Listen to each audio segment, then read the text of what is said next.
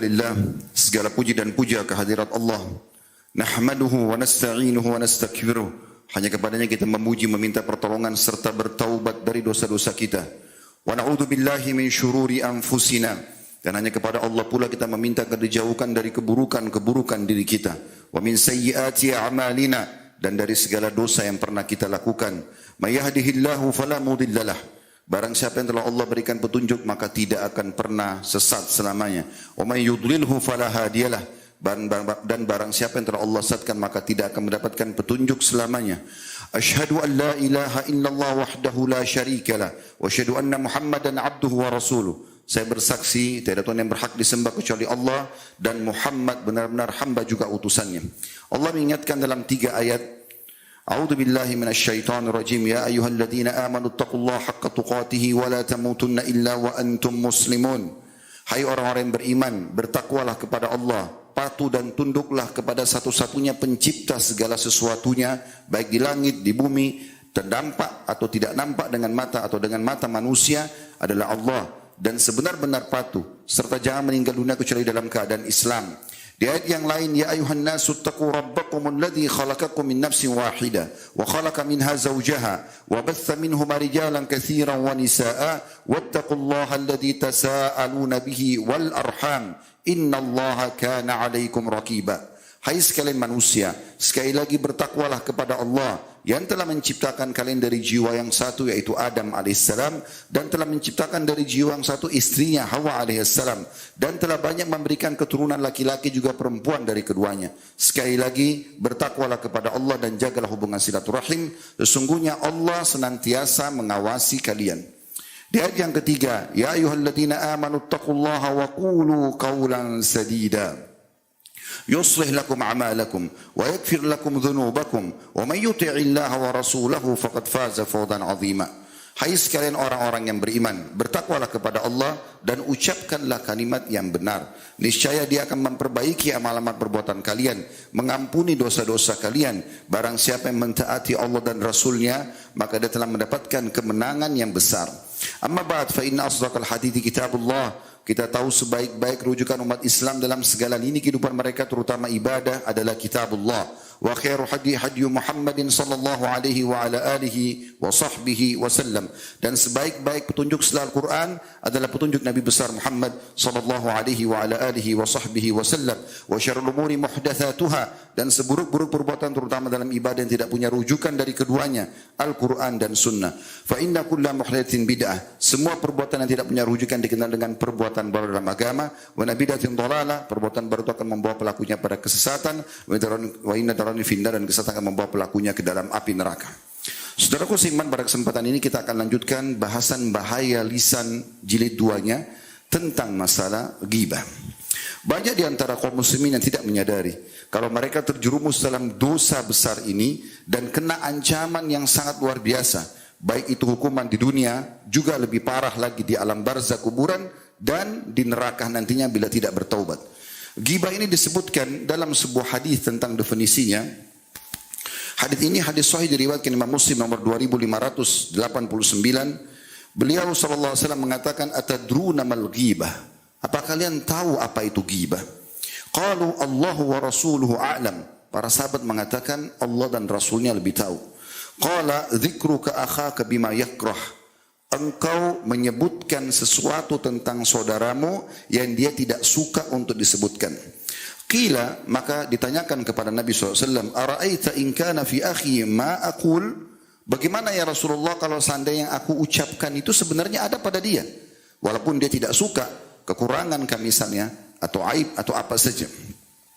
Qala in kana fima ma taqul, atau in kana fihi ma taqul faqad ibtabtahu. Kalau seandainya ada padanya apa yang sedang kau ceritakan itu, yang kau anggap layak untuk bisa disampaikan, maka kau telah menggibahnya. Wa in lam yakun fihi faqad bahattahu. Dan kalau seandainya tidak ada padanya, berarti kau telah memfitnahnya. Imam Nawawi rahimahullah menyebutkan dalam syarah Sahih Muslim di jilid 16 halaman 129, beliau mengatakan, ghibah adalah menyebutkan kejelekan orang lain saat ia tidak ada, saat pembicaraan terjadi. Juga beliau mengatakan dalam kitab yang lain, tepatnya kitab Al-Azkar di halaman 597, beliau mengatakan secara rinci, ghibah adalah sesuatu yang amat jelek namun tersebar di khalayak ramai. Yang bisa selamat dari tergelincirnya ini atau tergelincir lisan seperti ini hanyalah sangat sedikit.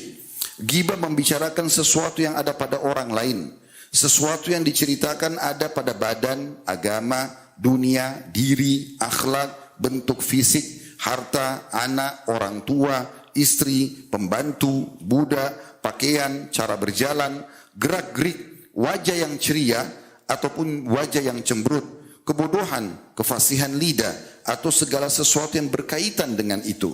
Cara ghibah bisa melalui lisan, tulisan, isyarat, bahkan isyarat itu dengan mata, tangan, kepala atau yang semisalnya. Dari yang kita dengar dari hadis tadi tentang definisi ghibah dan apa yang dirincikan oleh Imam Nawawi rahimahullah, berarti hampir semua kita bisa bahasakan yang bertujuan menyampaikan apa yang tidak disukai oleh orang yang sedang kita sampaikan tentang dia masuk dalam dosa ini. Hasan Basri dan Masruq rahimahullah, ulama-ulama tabi'in menyebutkan, mereka mengatakan ghibah adalah jika engkau membicarakan sesuatu yang jelek pada seseorang. Jika yang dibicarakan sesuatu itu tidak benar, maka lebih besar lagi karena dia adalah fitnah. Dinukil dari kitab Jami' Ulum wal Hikam, jadi 26 halaman 167. Dalam Majma' al-Ansar, kitab yang masyhur, jadi 2 halaman 550 disebutkan, segala sesuatu yang ada maksud untuk menggibah, menyebutkan apa yang tidak disukai oleh orang yang sedang kita bicarakan, termasuk dalam ghibah, dan hukumnya adalah haram. Pernah ada seseorang bertamu ke rumah Aisyah radhiyallahu anha dalam sebuah riwayat yang sahih diriwayatkan oleh Imam Ahmad jilid 6 halaman 136. Ada seorang wanita berkunjung dan bertamu ke rumah Ummul Mukminin Aisyah radhiyallahu anha. Setelah selesai dia sampaikan hajatnya dan wanita itu mau keluar atau sudah keluar dari rumah Aisyah, Nabi SAW ada di situ. Maka Aisyah radhiyallahu anha memberikan isyarat dengan tangannya seakan-akan menggambarkan wanita itu pendek. Itu saja, cuma isyarat tangan, ya, mengisyaratkan kalau wanita yang tadi datang itu tubuhnya pendek dan tidak ada hajat untuk menyampaikan orang itu pendek atau tinggi, kecuali memang yang disampaikan apa yang sedang dia inginkan untuk ditanyakan. Maka Nabi SAW spontan mengatakan kepada Ummul Mukminin Aisyah, qad tabtihi atau qad tabtiha, artinya engkau telah menggibahnya. Jadi isyarat saja sudah cukup kena dosa ini. Allah Subhanahu wa taala melarang ghibah dengan sangat jelas dalam firman-Nya dalam surah Al-Hujurat surah nomor 49 ayat 12 yang berbunyi, A'udzubillahi minasyaitonir rajim, ya ayyuhalladzina amanu ijtanibu katsiran minadh-dhann inna ba'dadh-dhanni itsm wa la tajassasu wa la yaghtab ba'dukum ba'dha ayuhibbu ahadukum an ya'kula lahma akhihi maytan fakarihtumuh wattaqullaha innallaha tawwabur rahim. Artinya, hai orang-orang beriman, jauhilah prasangka-prasangka, karena sebagian prasangka itu pasti dosa. Artinya dalam Islam kita disuruh ambil berita yang pasti saja. Selama masih prasangka tinggalkan. Dan jangan kalian saling memata-matai. Jangan saling menggibah satu sama yang lain. Tepatnya bahasa Indonesia adalah menggunjing. Apakah kalian mau? Lalu Allah sebutkan hukumannya orang yang menggibah di sini. Apakah kalian mau memakan daging saudara kalian sementara dia sudah jadi bangkai? Lalu kalian tidak mau itu? Maka bertakwalah kepada Allah, artinya patuh pada Allah, hati-hati jangan sampai terjerumus dalam pelanggaran ini. Sesungguhnya Allah Maha menerima taubat dan Maha pengasih. Maksudnya bagi orang yang pernah melakukan lalu kemudian mereka bertaubat. Asy-Syaukani berkata berhubungan dengan ayat ini dalam buku yang masyhur Fathul Qadir di jilid 5 halaman 87, beliau mengatakan Allah Ta'ala memisalkan ghibah dengan memakan bangkai seseorang karena bangkai sama sekali tidak mengetahui siapa yang memakan dagingnya. Ini sama halnya dengan orang hidup juga tidak mengetahui siapa yang menggunjing dirinya. Lalu dikatakan dalam ayat ini, kata beliau, ada isyarat bahwa kehormatan manusia itu sebagaimana dagingnya. Jika daging manusia haram untuk dimakan, maka demikian pula kehormatannya. Ayat ini melarang setiap muslim menggibah dengan perbuatan, dan perbuatan itu dipastikan perbuatan jelek, penuh dengan dosa dan pelakunya tercelah. Qatadah rahimahullah berkata, sebagaimana engkau tidak suka jika mendapati saudaramu dalam keadaan mayit atau bangkai penuh dengan ulat untuk engkau makan, maka ketahuilah demikianlah buruknya jika engkau menggibahnya saat ia masih hidup. Dinukil dari kitab Jami' al-Bayan wa Ta'wil Ayatul Quran jilid 26 ayat 169. Dan kita perlu teman-teman sekalian merenungi apa yang disampaikan oleh Nabi SAW dalam beberapa hadis yang akan kami sampaikan. Namun sebelumnya, hukum ghibah ini secara mutlak ulama sepakat haram. Dinukil dari kitab Kunuz Riyadus Salihin jilid 18 halaman 164 disebutkan para ulama sepakat akan haramnya ghibah dan ghibah termasuk dosa besar. Kalau dosa kecil bisa dimaafkan dengan orang wudu, sholat dan semua amal soleh bisa membersihkan dosa-dosa kecil. Tapi kalau dosa besar maka berarti wajib taubat nasuha. Ada rincian Imam Nawawi rahimahullah mengatakan taubat dari dosa besar kalau umum dosanya maka itu dengan cara misalnya orang berzina maka dia taubatnya meninggalkan dosa itu seketika, menyesali yang kedua dan yang ketiga berjanji sama Allah tidak akan mengulanginya. Tapi kalau dosa itu berhubungan dengan hak manusia, misalnya mencuri, maka selain taubat kepada Allah wajib minta keridhaan terhadap barang yang pernah dicuri, atau kalau tidak dikembalikan barang yang pernah dicuri. Kalau pernah memukul fisik minta keridhaannya, kalau tidak maka berikan badan kita juga untuk dipukul yang dikenal namanya kisos. Begitu juga dengan orang yang mencoreng kehormatan seseorang, menghinanya, yang menggunjingnya, memfitnahnya, sudah merusak kehormatan orang ini, maka dia wajib taubat kepada Allah SWT dengan 3 syarat tadi, meninggalkan dosa itu, menyesal dan janji sama Allah tidak akan mengulangi, ditambah yang keempat adalah meminta kehalalan dari orang tersebut, dan kalau dia tidak memaafkannya, maka terus dia berusaha untuk minta maaf dan menjelaskan kepada orang-orang yang pernah dia sampaikan, saya pernah menggunjing fulan. Pasti Anda ingat siapa orang yang pertama Anda telepon untuk gosipin seseorang yang jadi target. Teman-teman dekat misalnya. Katakan saya pernah ceritakan tentang seseorang ini buruk. Maka saya menarik perkataan saya dan saya bertobat kepada Allah. Kalau dia sebarkan setelah itu dosa dia. Tapi kita harus memberhentikan dosa yang sudah kita sebarluaskan. Oleh karena itu teman-teman sekalian sudah kita ingatkan di khutbah yang lalu. Di bahaya lisan satu, hati-hati dengan lidah. Ingat riwayat yang kata Nabi SAW kepada sahabat yang mulia, ya, Abi Dzar radhiyallahu anhu, yang Nabi SAW mengatakan, mau enggak saya tunjukkan kamu keselamatan dari semua perkara, kau pasti akan aman. Maka kata beliau, tentu. Kata Nabi SAW sambil memegang lidah beliau, ya, amsik alaika hadza, kontrol ini darimu. Jadi ini berbahaya sekali, karena kalau ini salah maka akan salah semuanya. Juga sudah kita ingatkan hadis riwayat Muslim yang kata Nabi SAW, kalau anak Adam tiba di pagi hari, seluruh anggota tubuhnya mengingatkan lisan dan berkata, bertakwalah engkau kepada Allah terhadap kami. Karena kami hanya ikut dengan kamu. Kalau kau lurus, kami lurus. Kalau kau bengkok, maka akan bengkok. Teman-teman sekalian, rugi sekali. Dan bayangkan ini ruginya, kalau seseorang di antara kita sudah sibuk dengan amal saleh, salat, berjaga 5 waktu, tutup aurat, berusaha mencari pendapatan halal, sudah berbuat baik banyak hal. Tapi subhanallah semua itu dinikmati oleh orang-orang yang telah kita ganggu dengan lisan kita.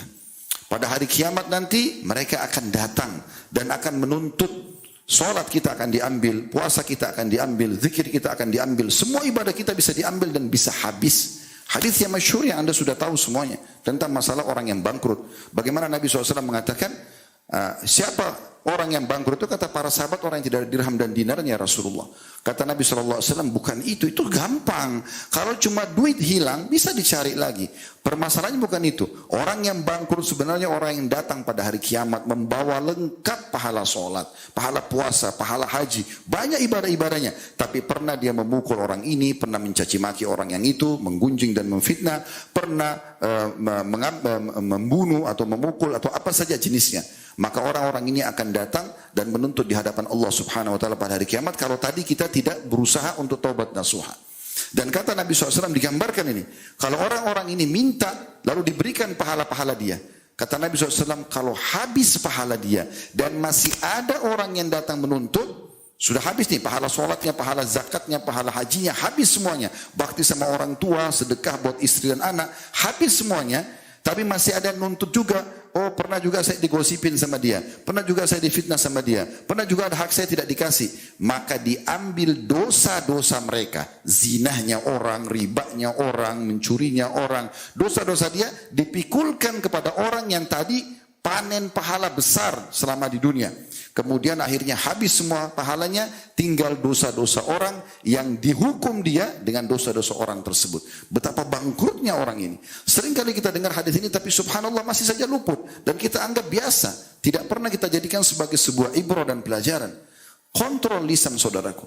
Orang beriman hanya mengucapkan dari lisannya sesuatu yang bermanfaat. Mendatangkan pahala atau minimal mubah. Itu saja. Atau diam. Kata Nabi SAW, "Man kana yu'minu billahi wal yawmil akhir falyaqul khairan aw liyasmut." Barang siapa yang mengaku beriman kepada Allah dan hari akhir, maka ucapkan yang baik saja. Makna baik yang penuh dengan keridhaan Allah Subhanahu wa taala. Zikir, doa, baca Quran, memberikan nasihat, memberikan pelajaran, atau hal yang mubah. Menanyakan kabar misalnya, atau apa saja yang mubah yang tidak berhubungan dengan masalah haram. Atau dia diam, kata Nabi SAW. Berapa banyak orang subhanallah tidak mengontrol masalah ini. Kata-kata itu saudaraku seiman selama belum keluar dari lidah kita, masih milik kita. Tapi kalau sudah keluar, sudah milik publik, dan ini susah untuk dikontrol.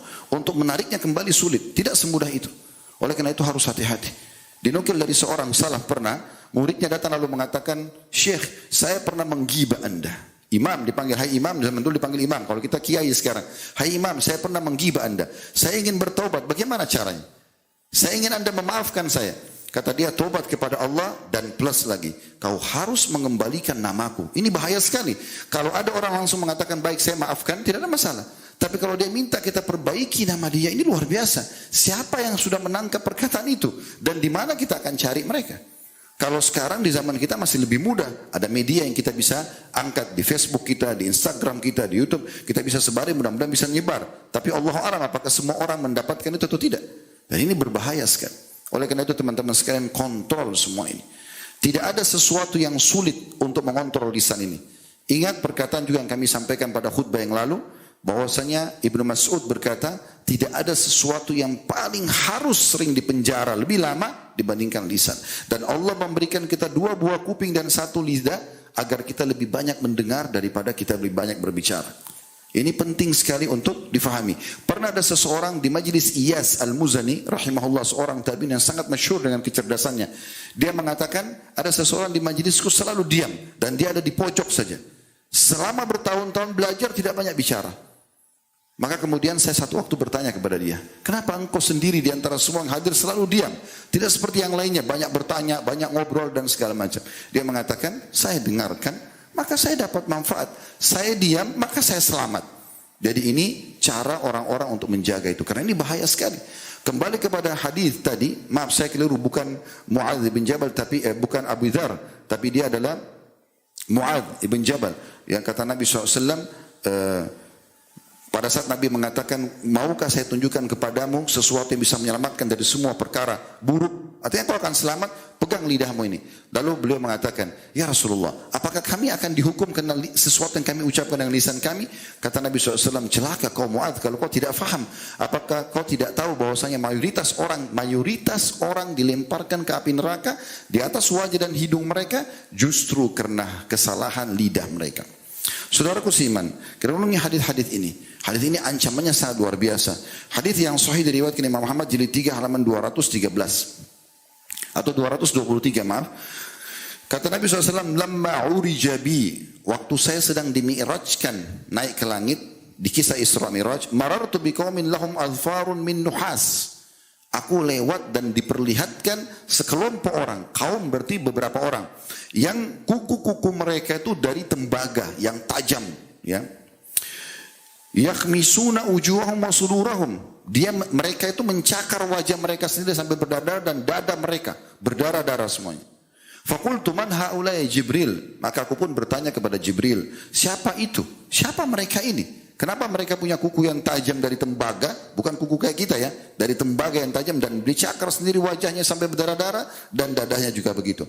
Qala, maka Jibril alaihissalam menjawab, "Haula'i alladziina ya'kuluna luhuman nas wa yaqa'una fi a'radihim." Mereka itulah orang yang sibuk memakan daging manusia. Bukan memakan di sini secara fisik, tapi maksudnya adalah menggosipi atau menggibah atau menggunjing orang.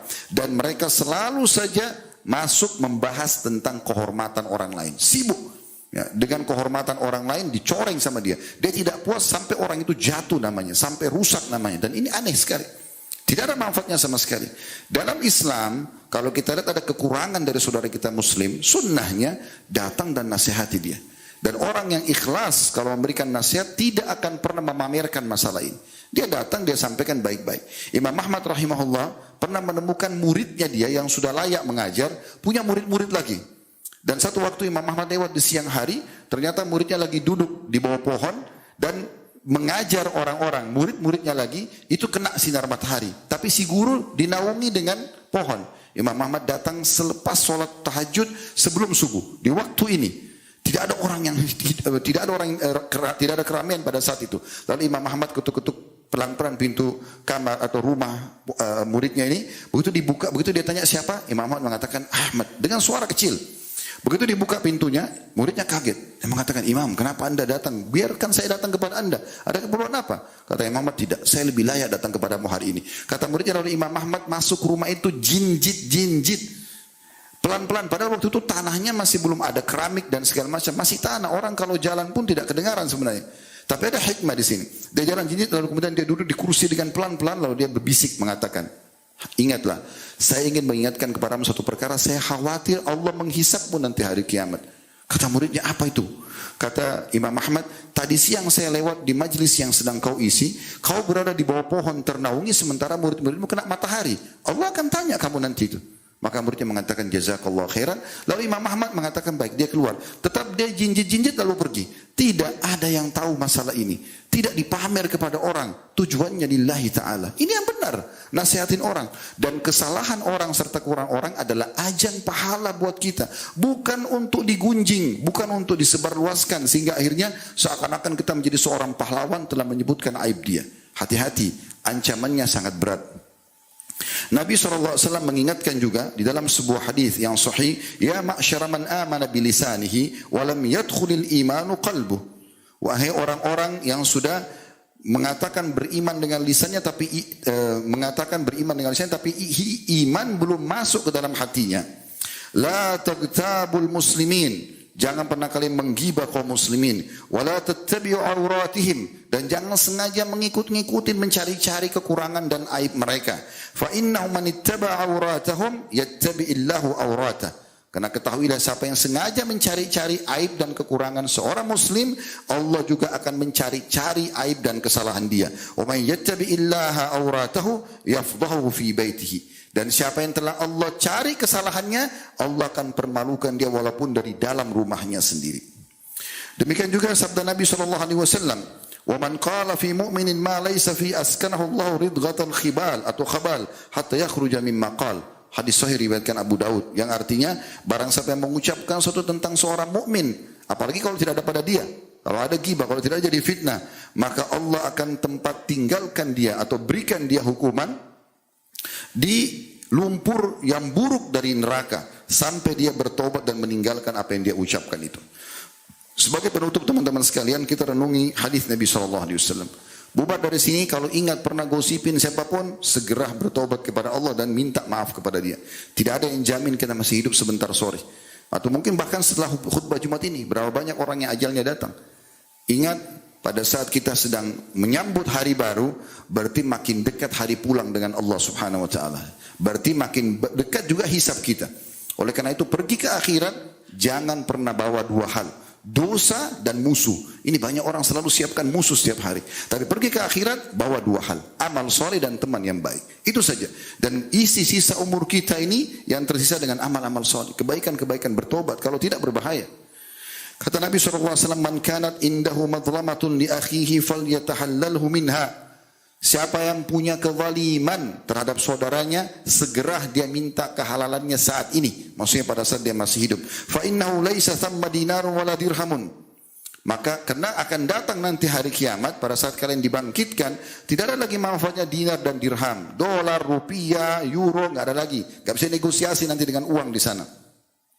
Min qabli an yu'khadha li akhihi min hasanatihi, dan sebelum diambil pahala-pahalanya diberikan kepada saudaranya yang dia lakukan kezaliman padanya. Fa in lam lahu hasanatun ukhidha min sayyiati akhihi faturihat alaihi. Kalau dia tidak punya cukup pahala untuk membayar kesalahan saudaranya, kesalahan dia terhadap saudaranya, maka akan diambil dosa saudaranya dilimpahkan kepada dia.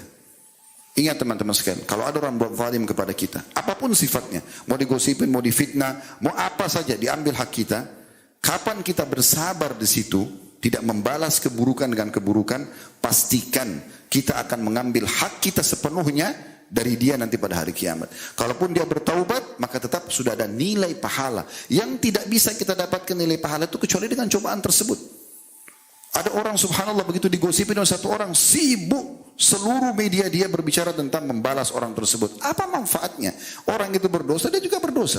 Dan dia kehilangan pahala. Serta tidak bisa juga menuntut di mahkamah Allah. Mahkamah Allah sangat besar, sangat adil. Dan balasannya juga sangat maksimal. Sebagai penutup teman-teman sekalian, kalau seandainya ada orang yang menggosipin orang lain, dia menggibah, kemudian kita membela, kita justru mengatakan jangan, itu tidak boleh, ini pahalanya sangat besar. Sampai pada tingkat kita akan diselamatkan dari api neraka. Sesuai dengan hadis Nabi SAW, man zabba an lahmi akhihi bil ghiba, kana haqqan ala Allah an yu'tikahu minan nar. Hadis Hasan diriwayatkan oleh Imam Ahmad. Barang siapa membela kehormatan saudaranya dari ghibah, ada orang gosipin orang, jangan, tak boleh gitu ya. Maka menjadi pasti Allah akan membebaskannya dari api neraka. Oleh karena itu teman-teman sekalian selalu jadikan sebagai bahan introspeksi diri.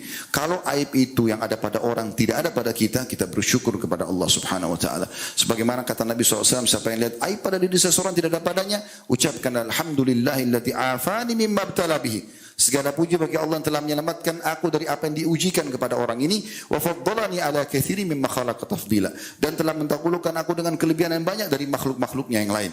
Kalau ada juga pada kita, justru kita kesempatan bertobat dan memperbaikinya. Tidak ada manusia yang diciptakan sempurna, semuanya pasti punya kekurangan. Kekurangan orang lain sekali lagi justru ajang pahala buat kita, bukan justru kita menjatuhkan dan menghilangkan ya dia dari nama atau menghilangkan dia di tengah-tengah masyarakat hanya karena untuk mengejar sedikit pujian orang. Allahu a'lam. Aku qauli hada, saya sudah mengucapkan perkataan saya ini, wa astaghfirullah li wa lakum, dan saya beristighfar kepada Allah, ngajak jamaah istighfar kepada Allah, fastaghfiruhu innahu wal ghafurur rahim. Istighfarlah karena sungguhnya dia maha pengampun juga maha pengasih. Alhamdulillah, wassalatu wassalamu ala rasulillah. Segala puji dan puja kehadirat Allah Subhanahu wa taala, juga salawat dan taslim kepada Nabi besar Muhammad sallallahu alaihi wa ala alihi wa sahbihi wasallam. Di hari Jumat ada waktu mustajab doa, ada dua buah riwayat. Riwayat Imam Muslim menyebutkan itu antara khatib duduk di khutbah sampai diiqamahkan salat. Oleh karena itu semua khatib umumnya berdoa di khutbah kedua, sebagaimana juga dicontohkan oleh baginda Nabi sallallahu wa ala alihi wa sahbihi wasallam. Kemudian juga ada hadis riwayat An-Nasa'i, Jumat ada 12 waktu di mana tidak ada seorang muslim berdoa kecuali akan diijabah, dan perbanyaklah atau maksimalkan berdoa selepas asar sampai terbenam matahari. Maka ini salah satu waktu yang mustajab dengan izin Allah SWT, maka kita berdoa kepada Allah SWT. Alhamdulillah, kami memujimu ya Allah sebagaimana layak kau dipuji sebagai pencipta, dan kami memujimu sampai engkau menerima puji-pujian kami dan engkau jadikan sebagai tambahan amal kami pada hari kiamat. Dan kami mengucapkan salam hormat kami kepada utusanmu Nabi besar Muhammad sallallahu alaihi wa ala alihi wa sahbihi wasallam, sebagaimana engkau telah perintahkan kami mengucapkan salam hormat kepadanya. Ya Allah, kami tidak berkumpul di masjid ini, di musola ini, kecuali karena ingin mengerjakan salah satu perintah yang kau wajibkan kepada kami, yaitu salat Jumat. Maka terimalah pahala ini, terimalah ibadah dengan pahala yang sempurna, dan terimalah seluruh amal-amal soleh yang pernah kami kerjakan, yang sedang kami kerjakan, dan yang akan kami kerjakan sampai menjelang ajal datang nanti dengan pahala yang sempurna. Serta ya Allah, maafkanlah seluruh kesalahan kami, bahkan gantilah menjadi pahala dengan izinmu kedua orang tua kami, seluruh kerabat kami, bahkan ampunilah seluruh muslimin dan muslimat, mukminin dan mukminat yang hidup dan juga yang sudah meninggal. Ya Allah, jadikan negara kami Indonesia negara yang aman, tentram, damai, seluruh umat Islam di bawah naungan ukhuwah Islamiyah. Satukan kami di bawah naungan Al-Quran dan Sunnah, dan siapapun yang menginginkan keburukan bagi Islam, bagi Indonesia, bagi muslimin, semoga engkau kembalikan tipu daya mereka kepada diri mereka sendiri. Lunasi sisa utang negara kami dengan semudah-mudahnya, kayahkanlah kami dengan hasil-hasil yang engkau berikan kepada kami sebagai rezeki, dan maafkanlah semua yang sudah berbuat kesalahan di antara kami. Ya Allah, tolonglah saudara kami di India, di Palestina, di Syria, di Yaman, di Irak, dimanapun yang sedang tertindas, ikhlaskan niat mereka, terima para syuhada mereka, mulakan Islam Hisab di tangan mereka dan tangan kami semua, serta ikut sertakan kami bersama mereka di pahala baik dengan doa, dengan harta juga dengan jiwa kami. Dan ya Allah berikanlah kami semuanya kebaikan di dunia. Rabbana atina fid dunya hasanah, dan berikan kami semuanya kebaikan di akhirat. Wa fil akhirati hasanah, dan selamatkan kami dari siksa api neraka. Wa qina adzabannar, dan masukkanlah kami ke dalam surga bersama orang-orang yang patuh. Wa adkhilnal jannata ma'al abrar. Ya azizu ya ghafar ya rabbal alamin, wahai zat yang maha pengampun juga Tuhan alam semesta. Wa sallallahu ala nabiyina Muhammadin walhamdulillahi rabbil alamin. Inna Allah ya'muru bil adli wal ihsan. Allah selalu menyuruh kita berbuat kebaikan dan keadilan. Wa yanha 'anil fahsya'i wal munkari wal baghi, dan Allah larang perbuatan keji, perbuatan mungkar, perbuatan maksiat. Ya'idukum la'allakum tadhakkarun. Itulah peringatan dari Allah, jadikan sebagai prinsip hidup kalian. Fadhkurullaha al-'azim yadhkurkum. Ingat selalu Allah, Allah akan ingat kepada kalian. Wa syukuru ni'am yazidkum. Syukuri nikmatnya dia pasti akan tambah. Wa la dzikrullahi akbar. Mengingat Allah adalah amal yang paling besar. Wa aqimis shalah, dan